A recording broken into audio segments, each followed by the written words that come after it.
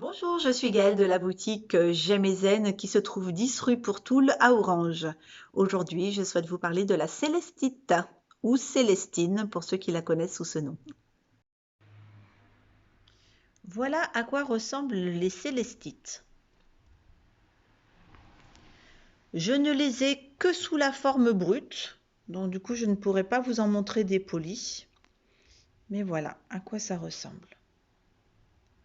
Très cristallisé dessus, assez friable sur la roche qui est en dessous, hein. Ça, celle-ci, elle s'effrite assez facilement. Je vais vous montrer également petite forme de cœur. Je vais vous montrer un beaucoup plus gros amas qui se trouve là. Voilà. Et puis après, vous avez des géodes comme celle-ci également. Voilà.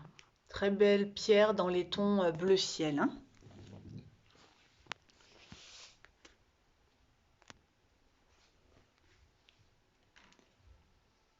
Alors, pour les gisements, vous en trouvez au Brésil, vous en trouvez en Grande-Bretagne, en Espagne, en Allemagne, en Libye, Madagascar, Mexique, Pologne, Égypte, Pérou, etc., etc. Pour celles que je vous présente là actuellement, c'est celles qui viennent de Madagascar. Le système cristallin, c'est l'orthorhombique. Et pour la composition chimique, c'est du sulfate de strontium. Pour les propriétés énergétiques de la célestite, c'est un merveilleux cristal plein d'amour et de sagesse qui rapproche l'humain du divin et particulièrement de la mère divine. L'accès à la mer divine est facilité en méditation. Donc n'hésitez pas à méditer avec une célestite. Elle apporte la paix spirituelle, la pureté du cœur et pousse à l'illumination.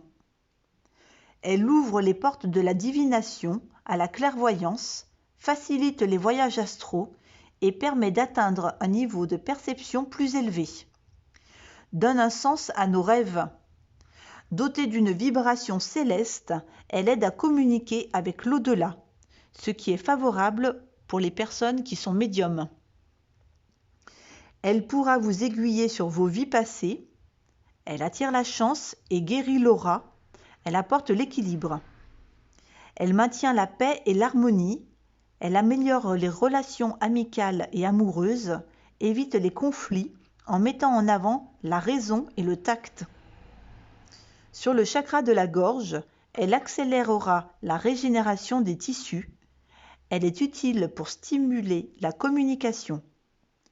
Sur le chakra du cœur, je fais juste une petite parenthèse, le chakra de la gorge étant son chakra de prédilection, puisque c'est une pierre bleu ciel, elle va travailler plus fortement au niveau du chakra de la gorge.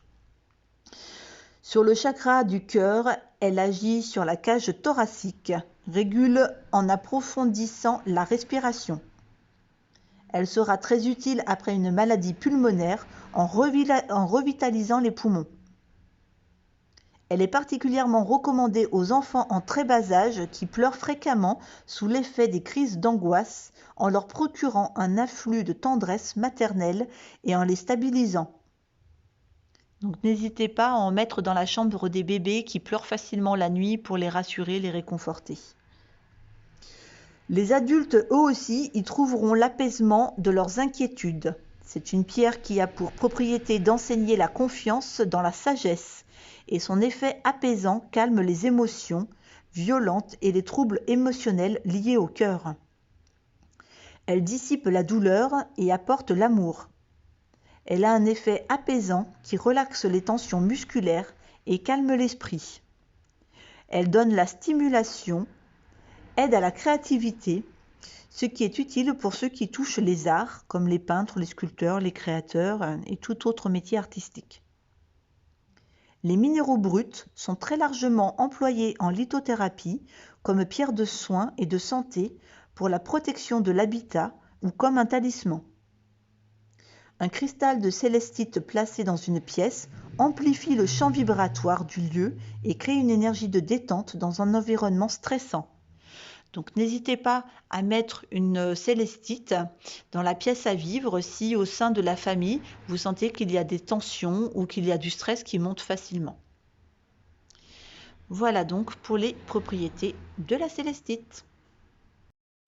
Pour la purification et le rechargement de la célestite, alors attention, ni eau ni soleil sur la célestite, vous allez abîmer votre pierre. Donc, la seule façon de nettoyer votre pierre, ça va être de la mettre sur un amas d'améthyste ou sur une géode de cristal de roche. Voici un petit amas d'améthyste pour ceux qui ne connaissent pas. On prend du coup sa célestite qu'on va positionner dessus pour la recharger. Pareil avec un amas de cristal de roche, on positionne sa pierre dessus pour la recharger. Vous pouvez également le faire la nuit de la pleine lune. On prend sa célestite et simplement on va la déposer dehors la nuit de la pleine lune. Juste à faire attention que ce soit pas un soir où il risque de pleuvoir parce que du coup vous allez mouiller votre pierre.